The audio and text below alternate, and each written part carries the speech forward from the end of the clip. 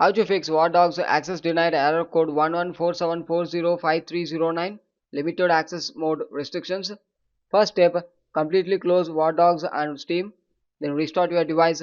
Once restored, complete after move on with next step. Open Steam, click it, click Library, right click WARDOGS, click Properties, click Install File and click Verify Integrity of the game file and wait for some time. It's actually verifying your game files. So be patient. Wait until it has become 100%.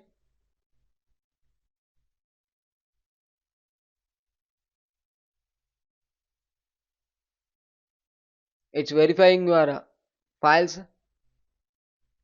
Once complete after move on with next step. Search for Windows Defender Firewall. Click it. Click Allow an app or features through Windows Defender Firewall. Click Change Settings. Scroll down and search for Steam and WARDOGS.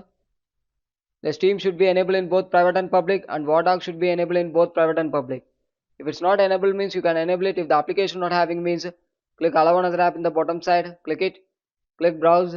Go to C drive. Program Files. Steam folder. Search for Steam apps. You get the WARDOGS.